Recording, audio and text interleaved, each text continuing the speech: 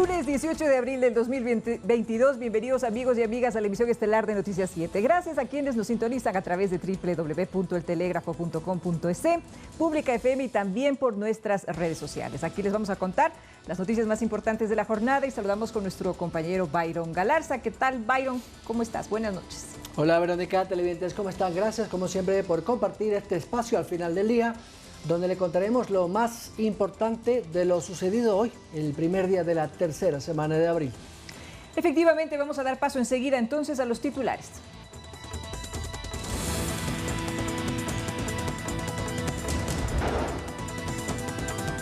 El ministro del Interior confirma que varios policías sí están involucrados en la red de captación ilegal de dinero llamada Renacer.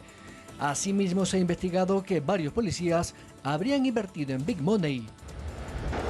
Sistema informático del municipio de Quito fue hackeado. Los trámites en línea como la matriculación vehicular, consulta de placas y registro de la propiedad están suspendidos. La ley de interrupción voluntaria del embarazo en casos de violación será ley de la República al ser publicado en las próximas horas en el registro oficial. En deportes, conozca cuáles son las llaves de los equipos ecuatorianos en la Copa Libertadores y Sudamericana de la próxima semana.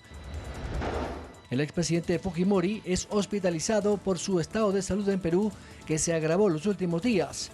A los 83 años de edad cumple una pena de 25 años de cárcel por crímenes de lesa humanidad.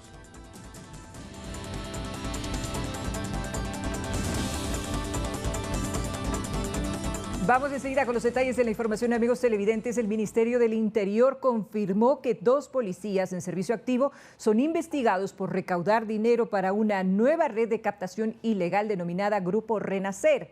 Así también se afirmó que alrededor de 300 funcionarios habrían invertido entre $15,000 a $20,000 en el grupo Big Money del fallecido Don Nasa. Una gran persona que es usted, don Marquito, para cumplir mis sueños. Estos videos que se viralizaron durante el fin de semana dieron cuenta de un nuevo grupo dedicado a la captación ilegal de dinero, autodenominado Grupo Renacer, en el que se pueden observar a 2 personas vestidos de policías, recibiendo varios fajos de dinero en efectivo. Pues aquí está, miren, esto es Renacer. El ministro del Interior, Patricio Carrillo, confirmó que el caso es real y que están involucrados varios miembros de la policía en servicio activo. Bueno, los 2 policías están identificados, son funcionarios que laboran aquí en la ciudad de Quito, están sometidos, insisto, al tema administrativo. Yo los nombres no los puedo dar, hay una reserva de la investigación en la Fiscalía. El titular de esta cartera de Estado señaló que incluso los fajos de efectivo tienen sello de la cooperativa de la Policía Nacional, por lo que ya se están realizando las respectivas investigaciones. Esto inicia como una estafa hace meses atrás y esperemos que la Fiscalía continúe la investigación. Frente a esto, la Superintendencia de Bancos señaló que el Grupo Renacer no está autorizado para realizar actividades de captación de dinero y señaló que puso este caso a conocimiento de la Fiscalía y la Unidad de Análisis Financiero y Económico UAFE para las acciones correspondientes. Este caso sale a relucir a pocos días de la muerte de Don Nasa, fundador de Big Money, donde también se identificó la participación de elementos de la Policía Nacional. En la captadora Big Money se identificó cerca de 300 funcionarios con volúmenes que en promedio oscilan entre 15 y 20 mil dólares.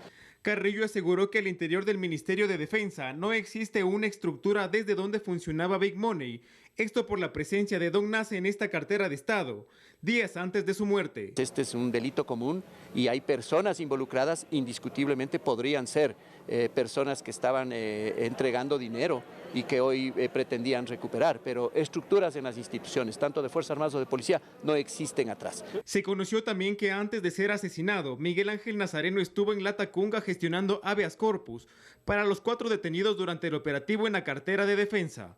Edison Saavedra, Noticias 7. A través de un comunicado, la policía ha señalado que no existen uniformados que lideren redes ilegales de captación de dinero.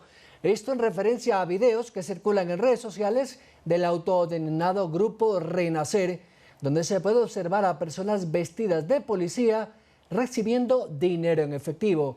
Señalaron también que la Dirección de Investigación de Asuntos Internos de la Policía ya inició una indagación para determinar posibles responsables.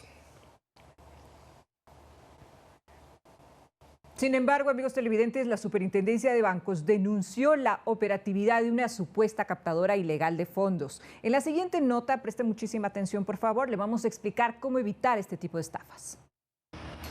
Según la Superintendencia de Bancos, en lo que va del 2022 se han identificado 8 captadoras ilegales de dinero. Según Jorge Moncayo, intendente general de la Superintendencia de Economía Popular y Solidaria, la probabilidad de estafa es muy alta cuando se ofrecen tasas de interés a un plazo extremadamente corto, sobrepasando la tasa promedio nacional. Por ejemplo, estos rendimientos semanales que duplicas o triplicas la inversión ya nos tiene que llamar la atención.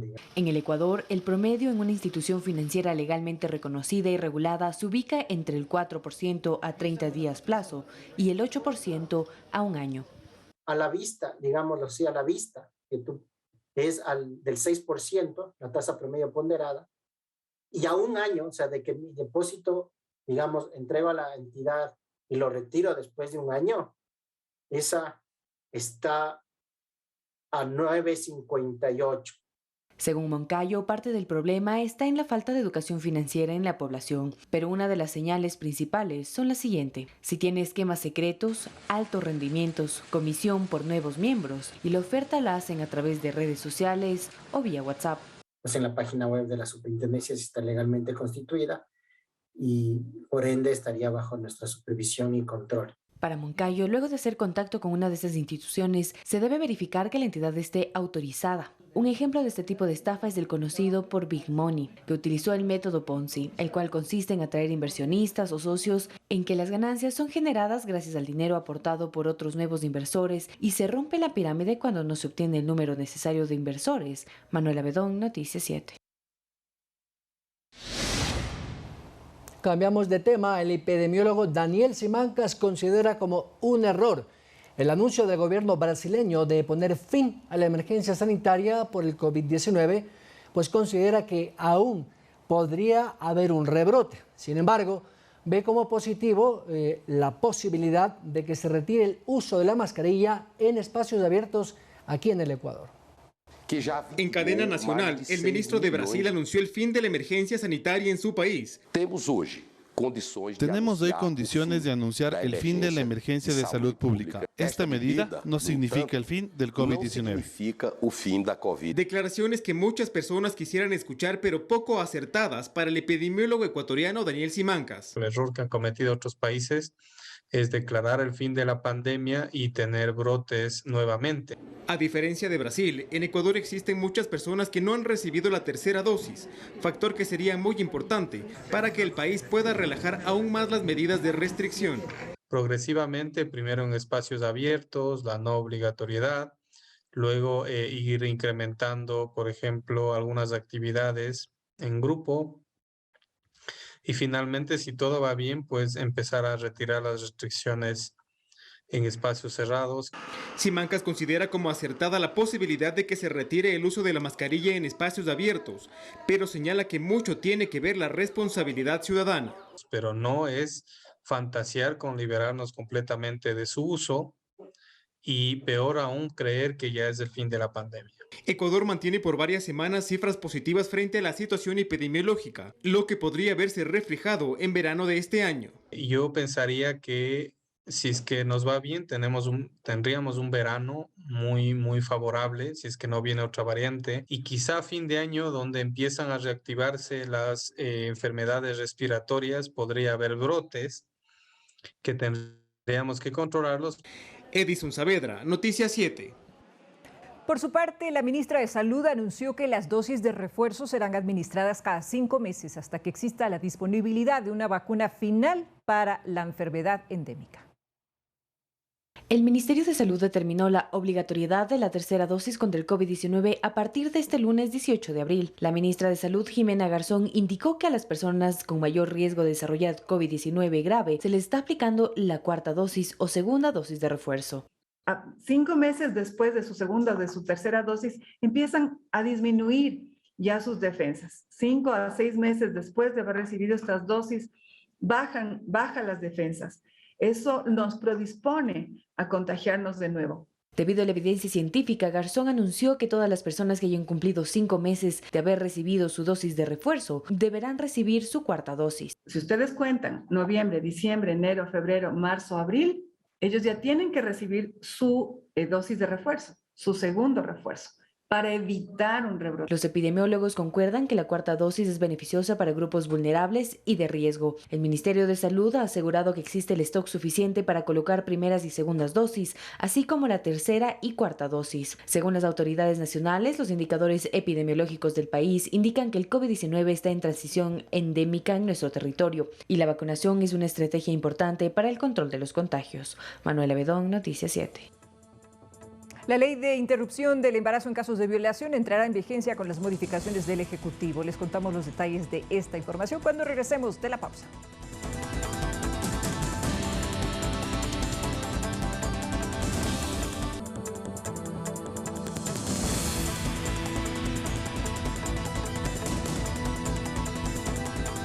Les invitamos, amigos televidentes, a que nos sigan permanentemente en nuestras redes sociales. Estamos en Facebook, en Instagram y también en Twitter. Y somos retransmitidos por Pública FM, Quito, Guayaquil y Cuenca 105.3, Manta 88.1, Loja 90.5, Pública FM.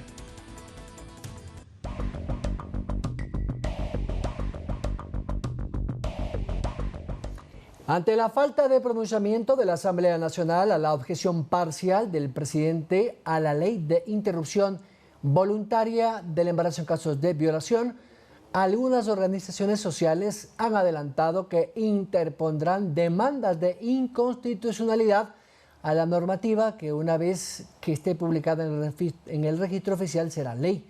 Asimismo, la legisladora de la Izquierda Democrática y ponente de la misma, Joana Moreira, ha dicho que su despacho trabaja paralelamente en preparar una demanda. Entre tanto, el legislador independiente Alejandro Jaramillo, presidente de esta comisión, plantea en cambio promover una reforma a la ley. Por su parte, la presidenta del Legislativo, Guadalupe Llori, ha reiterado que la Asamblea cumplió con el procedimiento parlamentario respectivo a través de la norma. Por su parte, la presidenta del Legislativo, Guadalupe Llori, ha reiterado que la Asamblea ha cumplido precisamente con esta normativa. Ciertos asambleístas con intereses ocultos buscan generar el caos y la desestabilización, aun cuando saben que en esta asamblea su presidenta respeta y hace respetar la Constitución y la ley. Trabajamos de manera independiente, sin presiones ni negociados. La ley que garantiza la interrupción del embarazo en caso de violación cumplió con el procedimiento parlamentario establecido en los artículos 130 y 135 de la Ley Orgánica de la Función Legislativa sobre debates y mociones. La Comisión de Justicia planteó un camino fuera del procedimiento parlamentario que limitó el tiempo de la Asamblea para tratar la objeción parcial del presidente de la República. La Corte Constitucional rechazó por improcedente la consulta de la Asamblea. Seamos autocríticos. La decisión de la Comisión de Justicia fue errónea. La ley de interrupción del embarazo en casos de violación entrará entonces en vigencia con las modificaciones del Ejecutivo, lo que establece requisitos para la persona gestante que opte por el procedimiento. En el caso de que una persona víctima de violación quede en embarazo y desee abortar, no deberá superar las 12 semanas de gestación. Solamente, de ser una mujer con discapacidad mental, la decisión del plazo se observará y se cumplirá de acuerdo a las mejores prácticas médicas. Las semanas de gestación serán verificadas por un profesional de salud luego de los exámenes correspondientes. Si se encuentra en el plazo establecido en la norma, la solicitante deberá cumplir con uno de los siguientes requisitos para acceder al procedimiento: que la víctima de violación o cualquier persona que haya conocido del hecho haya puesto una denuncia para que se investigue y se sancione el delito. Aquí también se hace una excepción a las mujeres con discapacidad mental, que la víctima haya firmado una declaración juramentada. En el caso de menores de edad, este documento debe ser suscrito por su representante legal o quien sea su cuidador, a excepción de que se trate del mismo agresor identificado por la mujer o que se practique un examen de salud por el médico tratante pide que bajo juramento certifique que hay serios indicios de agresión sexual. Tras esto, la mujer que confirme su solicitud de aborto deberá firmar un formulario de consentimiento informado. La Casa de Salud tendrá que notificar a Fiscalía todos los hechos relacionados al caso. Estos harán parte de la noticia del delito. Si es que la víctima primero realizó la denuncia en Fiscalía y solicitó el aborto, esta entidad deberá garantizar que la persona sea atendida por una Casa de Salud en un plazo máximo de 24 horas. En cualquier circunstancia, se deberá garantizar la atención a la víctima y su requerimiento. El personal de salud tiene derecho de ejercer la libre conciencia. Esto quiere decir que puede excusarse de practicar el procedimiento una vez informado al director de la institución de salud, quien asimismo deberá asegurar que otro profesional atienda la solicitud de la víctima. Carolina Basante, Noticias 7. Otros temas, la pugna de poderes dentro de la Asamblea sigue. La convocatoria en donde se debería conformar esta comisión pluripartidista que investiga a Yori aún no llega. Por el contrario, la titular de esa función del Estado ha interpuesto una nueva acción de protección en contra de sus compañeros miembros del CAL. En la Asamblea Nacional este lunes nuevamente hubo sorpresas. La presidenta del Legislativo, Guadalupe Llori, presentó un nuevo pedido de acción de protección en contra de los miembros del Consejo de Administración Legislativa. Calificó como nula la resolución con la que la mayoría de ese órgano legislativo dio paso a una denuncia presentada por el jefe de bancada del Partido Social Cristiano, Esteban Torres, que pide su destitución por un supuesto incumplimiento de funciones. Procedimos inmediatamente a presentar una solicitud de tercería coadyuvante para que se nos escuche en esa audiencia y los jueces entiendan que no vamos a permitir la injerencia del Poder Judicial en decisiones legítimas de la Asamblea Nacional. Con ello, se extiende aún más el plazo para convocar a una sesión en donde se conforme una comisión pluripartidista que investiga a Llori. Otros asambleístas, por su parte, proponen alternativas. Que renuncien todos los miembros del CAL. Esa es para mí la única posibilidad, y que se rearme un acuerdo parlamentario para elegir nuevas autoridades. El recurso interpuesto por Llori fue presentado el jueves 14 de abril en la Unidad Judicial de la Familia, Niñez y Adolescencia del sector de la Mariscal en Quito. La medida va dirigida contra el primer vicepresidente Virgilio Saquicela, la segunda vicepresidenta Yesenia Guamaní y los vocales Darwin Pereira, Ronnie Aleaga y Joana Moreira. Pero el tema no queda ahí. Ya hay voces que ponen sobre la mesa nuevamente una autoconvocatoria. Andrea Orbe, Noticias 7. El presidente de la República, Guillermo Lasso, cumple una agenda intensa en la capital de Argentina. La mañana de este 18 de abril se firmó una declaración conjunta con el jefe de Estado de esa nación que, entre otras cosas, acuerda fortalecer lazos comerciales. Además, en la cita se habló sobre la importancia de darle fuerza a la CELAC. De bienvenida por parte El presidente Guillermo Lasso suscribió junto al presidente de Argentina, Alberto Fernández, una declaración que, entre otros temas, acuerda fortalecer la cooperación en materia de integración regional, comercio, democracia, derechos humanos y más. La integración regional fue uno de los principales temas abordados entre los mandatarios, al destacar la importancia de la Comunidad de Estados Latinoamericanos y Caribeños, CELAC, cuya presidencia pro tempore recae actualmente en Argentina. Yo creo que es un organismo multilateral que puede servir de plataforma para reconstruir esa unidad de América Latina y del Caribe. En la cita que se llevó a cabo este lunes 18 de abril en la histórica Casa Rosada, ubicada en Buenos Aires, el primer mandatario ecuatoriano afirmó que se revisó la posibilidad de llegar a suscribir un acuerdo bilateral de comercio. Un acuerdo bilateral de conveniencia tanto para la Argentina como para Ecuador.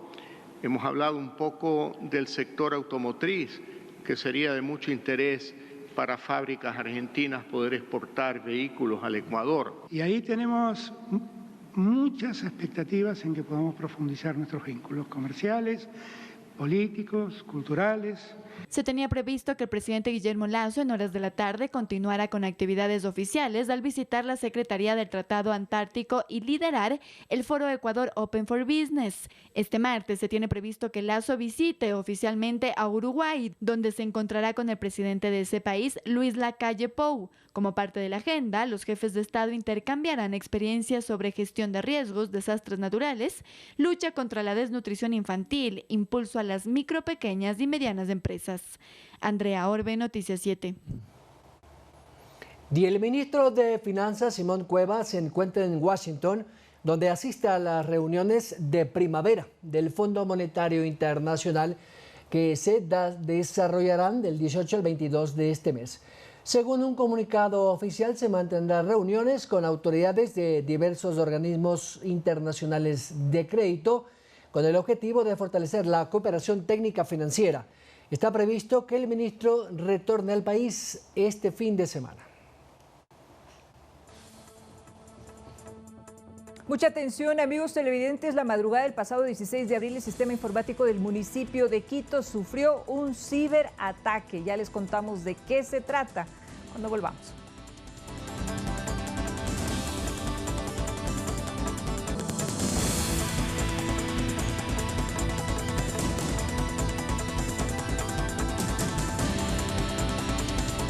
Síguenos en nuestras redes sociales, Facebook, Instagram y Twitter. Somos retransmitidos por Pública FM Quito, Guayaquil y Cuenca, 105.3, Manta 88.1, Loja 90.5, Pública FM. Seguimos informando, amigos televidentes. Más de 1.400.000 personas se movilizaron durante el feriado de Semana Santa, lo que contribuyó a la reactivación económica, sobre todo el sector hotelero, en casi un 93%. Los balnearios más visitados fueron Salinas, Atacames y General Villamil Playas. Casi 1,5 millones de personas se movilizaron durante el feriado de Semana Santa. Así lo confirmó Juan Zapata, director del ECU 911. Las playas de mayor afluencia de personas son Villamil Playas, Salinas, Murciélago, Crucita, Chipipe y Atacames. Según el Ministerio de Turismo, durante este feriado la ocupación hotelera se incrementó en un 93% en comparación con el 2019. Por lo que los viajes se restablecieron un 73% con respecto a los índices del feriado antes de la pandemia. La cartera de Estado indicó que el gasto turístico generó $31 millones, lo que representa una recuperación del 72% de lo alcanzado en 2019. A esto se suma que el feriado de Carnaval también dejó réditos económicos, por lo que el sector turístico ha recibido alrededor de $100 millones. Lo sanitario ha permitido que el Ecuador se reactive económicamente. Esto constituye el segundo feriado de mayor alta intensidad después del Carnaval durante toda la pandemia. Tanto desde el COE Nacional como desde el Ministerio de Turismo se adjudican estas cifras como resultado del plan de vacunación y el manejo adecuado de la pandemia. Nils Olsen, ministro de Turismo, recalcó que uno de los motivantes para que la gente viaje durante este feriado fue la disminución del IVA al 8% para el sector turístico. Edison Saavedra, Noticias 7. Y el gobierno advierte mayor control a los exportadores de banano. El Ejecutivo advirtió que se retirará las licencias de exportación a las firmas que no cumplan con sus obligaciones. Entre tanto, los productores están a la expectativa de la medida. Retiro de la licencia de exportación y hasta presión por el no pago del precio oficial de la caja, establece la ley. Sin embargo, la autoridad del MAGAP dice que se verificará en cada finca si se cumple o no. Ya llevamos alrededor de 40 empresas que están siendo llevadas a un expediente administrativo, que es un expediente, un proceso previo a una sanción que la ley de banano contempla. Le pedimos la creación de un fideicomiso con una aportación de algunos centavos de caja por caja exportada para tener un fondo de contingencia precisamente para este tipo de situaciones.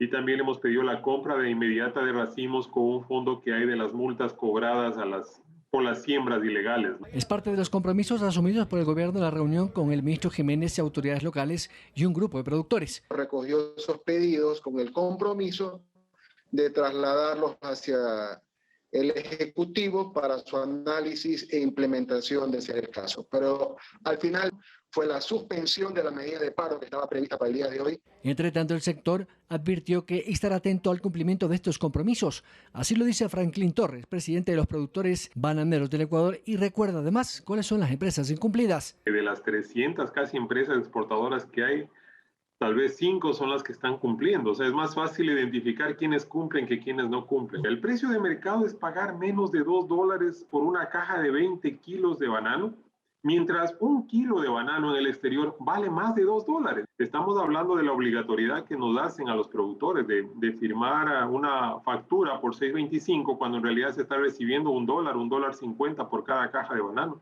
lo cual hace un fraude fiscal evidente. La tregua, dice, es de 8 días y si no se ha cumplido, los bananeros volverán a las vías. Byron Alarza, Noticias 7. Vamos a cambiar de tema, amigos televidentes. Una de las expresiones más extremas de violencia de género es la violencia vicaria. Este es un acto a través del cual se agrede a la mujer a través de sus hijos. A decir de expertos, este tipo de violencia es de las más comunes, pero en nuestro país se ha normalizado a tal punto que no la podemos reconocer. Terrible.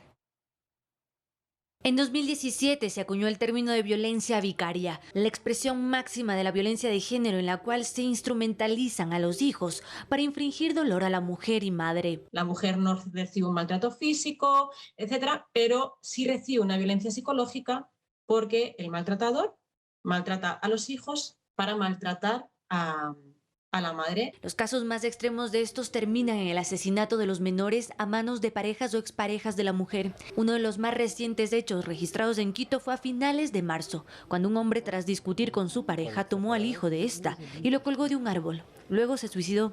En España, en 2021, se reportó el estremecedor caso de Olivia y Ana, dos pequeñas asesinadas por su padre, quien, según las investigaciones, habría preconcebido el plan para causar el mayor daño a su pareja. Porque es un daño psicológico del que no te vas a poder recuperar jamás.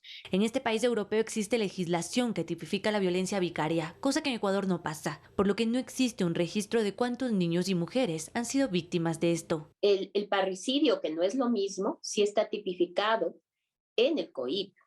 ¿Pero por qué no es lo mismo? ¿Sí? Porque en el primer caso, en efecto, en el parricidio es la muerte de un ascendiente o descendiente, ¿no? En una situación, digamos, violenta. Pero en la violencia vicaria, a quien se quiere hacer daño es a la madre. Por ello dicen que es importante identificar los rasgos de este tipo de violencia. El no llevar a cabo un tratamiento médico que necesitan los hijos, el hablar mal de la madre o de la familia de la madre, amenazar a la madre con quitarle a los hijos temporalmente o decir, por ejemplo, los voy a asesinar. El no darle a los hijos las necesidades básicas de alimentación, de vestimenta, de educación. Para luchar contra la violencia vicaria y todo tipo de violencia de género, no solo hace falta legislación, sino educación, plantean las expertas. Carolina Basante, Noticias 7. Si usted piensa hacer algún trámite en el municipio, ojo, desde el 16 de abril el sistema informático, casi todos los trámites del municipio de Quito ha sufrido un ataque cibernético que ha afectado a los servicios de sistemas de pago. Las autoridades han advertido que no conocen cuándo se podrá restaurar en totalidad el servicio. El pasado sábado 16 de abril, en la madrugada, el municipio de Quito sufrió un ataque cibernético. Según el director de Tecnología e Informática, cuenta que se pudo identificar el ataque y detener a tiempo. Sin embargo, se vio afectado entre el 15 y el 20% de la información. Se ha empezado a desinfectar todos los segmentos de red, todas las áreas de la infraestructura tecnológica que permite volver a las operaciones al municipio. Según Enrique, se tiene dos hipótesis del ataque. El primero, secuestrar la información e inhabilitarla para el uso del municipio. Y la segunda, un rescate por dicha información. En este momento no hemos recibido ninguna petición que haya pedido dinero, que se haya conformado un secuestro de este tema. El director de Servicios Ciudadanos agregó que se tiene un plan de atención contingente y todos los balcones de servicio se encuentran operativos en jornada normal y su atención será bajo demanda y ya no por turnos como se tenía previamente. Nosotros los vamos a recibir para ser procesados al interno del municipio de Quito una vez que todos los sistemas se vayan restituyendo. Las autoridades aún no conocen cuándo se restaurarán los servicios digitales afectados. Sin embargo, el municipio ha planteado un plan de resiliencia, el cual se dará a conocer en el transcurso de la semana. Que aseguren ir conteniendo este virus, ir conteniendo y de manera segura evitar que el abrir servicios nuevamente comprometan operaciones. Manuela Bedón, Noticias 7. Bueno, en nuestro tema del día vamos a tratar un tema que, si bien, Verónica, no se ha conocido mucho, ya el señor Zuckerberg, que es el dueño de Facebook, Instagram y de WhatsApp, ya lo advirtió esto del metaverso. Pero, ¿qué es esto del metaverso? Es como una realidad virtual. a través de esta especie de lente que tú puedes trasladarte a diferentes situaciones y a diferentes lugares, pero obviamente sin moverte. O sea, es un tema que trabaja mucho con el tema virtual y con la inteligencia cerrada. Ahora, esto puede ser un peligro también porque estamos cada vez aislándonos más socialmente y pues a la larga no sabemos a dónde podemos llegar. Precisamente para explicarnos un poco y entender mejor, Carolina Basante nos ha preparado esta noche el tema del día. Carolina. Hola, ¿qué tal, compañeros y amigos televidentes? Ustedes ya lo han descrito. El metaverso es esa promesa de la tecnología que hoy abordaremos en el tema del día. Bienvenidos. Aunque los mundos virtuales no son algo nuevo, el metaverso plantea ser algo más. Estamos hablando de experiencias multidimensionales en un mundo virtual paralelo a nuestra realidad que crea entornos digitales en donde los humanos podremos interactuar. Conozcamos más en la siguiente nota.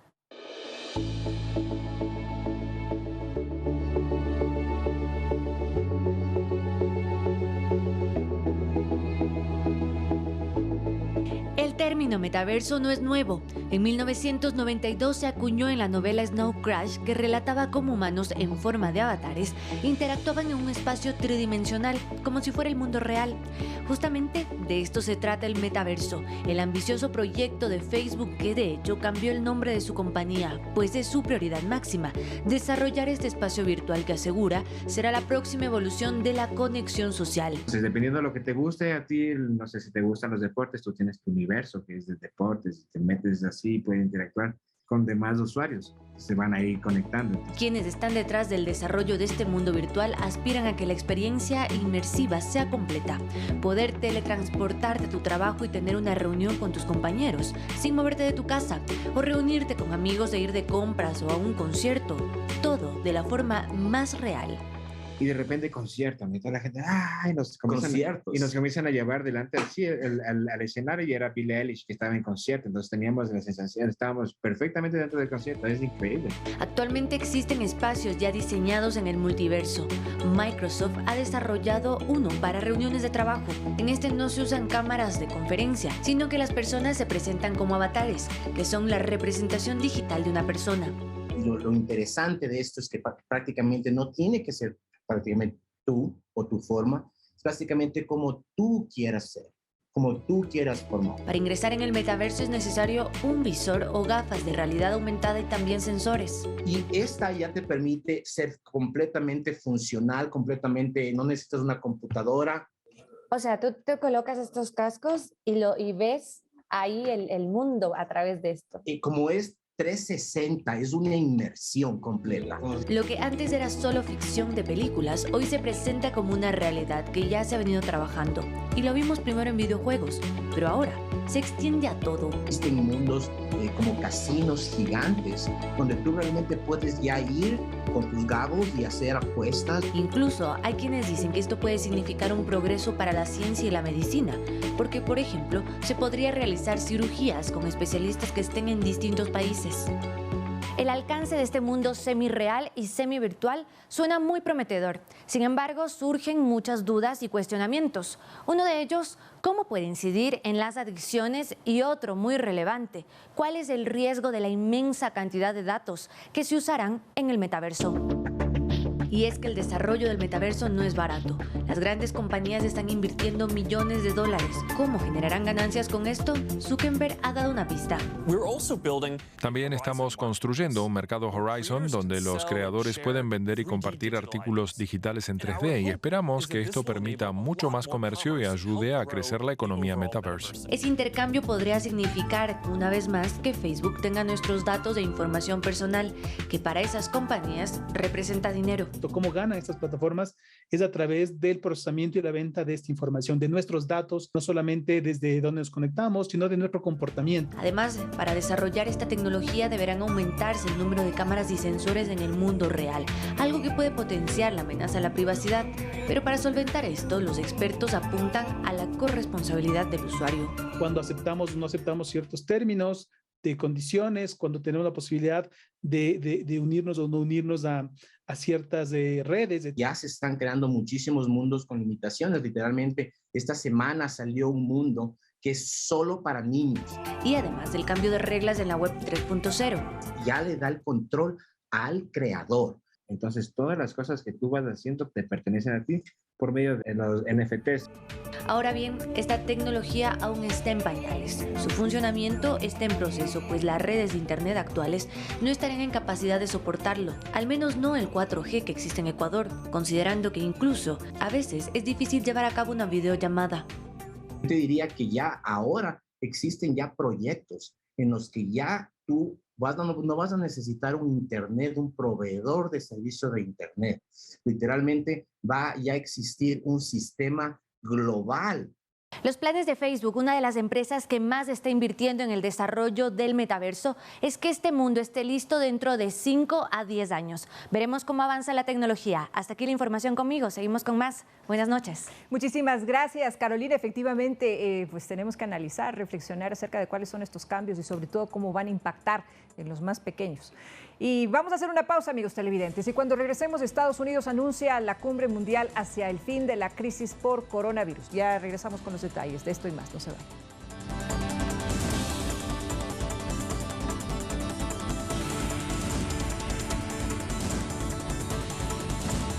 Estos son los 60 segundos de noticias de El Telégrafo. Aquí vamos. El presidente Guillermo Lasso invitó a su homólogo argentino Alberto Fernández a visitar Guayaquil en julio para conmemorar los 200 años del encuentro entre San Martín y Simón Bolívar en esa ciudad. Las autoridades de Quito calificaron de positivo al feriado de Semana Santa comparado con cifras del año pasado. Las aglomeraciones se redujeron, mientras que se reportaron 6 fallecidos y 170 heridos por distintos percances. En lo internacional, Brasil declaró que la emergencia sanitaria por COVID-19 finalizó. Las autoridades sanitarias aseguraron que vencieron a la pandemia gracias al plan de vacunación. El presidente de Barcelona, Carlos Alfaro Moreno, envió una carta al presidente de la Liga Pro para reclamar por las agresiones que sufrió el bus del equipo al salir del estadio de Liga. Aficionados de los albos lanzaron piedras y otros proyectiles al vehículo. Finalizamos con la carta de Cristiano Ronaldo, que se viralizó por ser una triste noticia.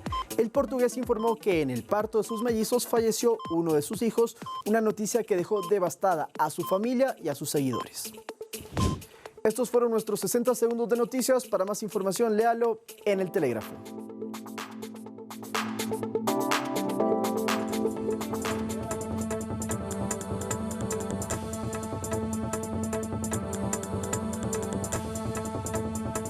Vamos ahora, amigos televidentes, con las noticias del mundo. El expresidente de Perú, Alberto Fujimori, fue internado debido a un cuadro de descomposición en la prisión, donde cumple 25 años de cárcel por crímenes de lesa humanidad. Posteriormente, los médicos decidieron que fuera trasladado a la clínica Centenario Peruano-Japonés para su respectivo monitoreo, agregó el INPE. Les recordamos que Fujimori, de 83 años y encarcelado desde hace 15, tuvo una baja de presión y comenzó a hacer una fibrilación auricular durante la madrugada. Las fuentes alegadas a su entorno dijeron que una situación similar provocó que se le internara de urgencia el 3 de marzo pasado. Allí además sufrió una fuerte arritmia que hizo temer por su vida.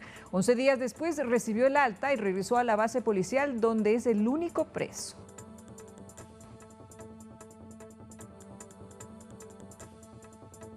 Estados Unidos anunció la cumbre mundial hacia el fin de la crisis por el coronavirus. La modalidad del encuentro será virtual y está contemplada para el próximo 12 de mayo.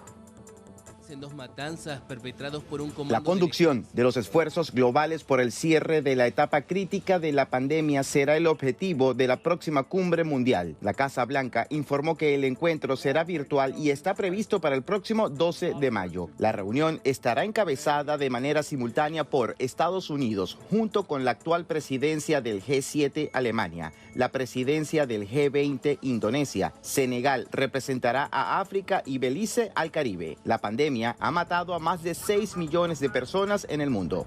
El COVID nos tomó absolutamente por sorpresa. Hace 2 años, una de las razones más importantes es que no teníamos una buena cooperación internacional. China nos ocultó información crítica sobre la transmisión, particularmente la propagación asintomática, y necesitamos fortalecer esas relaciones internacionales porque una pandemia es global y necesitamos cooperación global. Precisamente, el gobierno de China ha confirmado la muerte de pacientes por coronavirus en medio del más reciente rebrote que ha obligado a las autoridades a recrudecer las medidas de mitigación. Los 25 millones de habitantes de Shanghái, la ciudad más grande de ese país, están confinados desde marzo. El domingo, Shanghái informó sobre 3 muertes por COVID-19. Las 3 personas eran todas de la tercera edad y padecían comorbilidades subyacentes, incluido el síndrome coronario agudo, diabetes, presión arterial alta y secuelas de infarto cerebral. Ninguno había sido vacunado. Este rebrote se ha atribuido a los contagios de subvariantes de Omicron, según los expertos, con mayor capacidad de infección. Voceros sanitarios chinos reportaron en la más reciente actualización 20.718 nuevos casos asintomáticos. Estas cifras, en promedio, superan los registros contabilizados en China a lo largo de toda la pandemia. La guerra en Ucrania ha generado graves daños al medio ambiente. Sin embargo, los expertos manifiestan que solamente cuando se haya terminado el conflicto bélico podrá conocerse el balance real del daño ambiental. Para los seres humanos, la guerra es una tragedia hecha de muerte, dolor, miseria y miedo. Una vez que la invasión haya terminado en Ucrania, podrán evaluarse los daños que ha sufrido el medio ambiente, como explica Bojan Vikhor, director del Fondo Mundial para la Naturaleza en Ucrania. Enormes áreas de Ucrania están impactadas. En varias regiones de Ucrania hay muchos vertederos de residuos peligrosos. Si los militares los destruyen, pueden causar una enorme contaminación del agua, de los ríos, muy grande. La guerra aumenta la probabilidad de que se produzcan incendios forestales, porque ahora, en primavera, es la época en la que los animales dan a luz sus crías. Debido a la alta intensidad de los incendios forestales, no solo causan daños a la gente y a la contaminación del aire, sino que también afectan a la biodiversidad.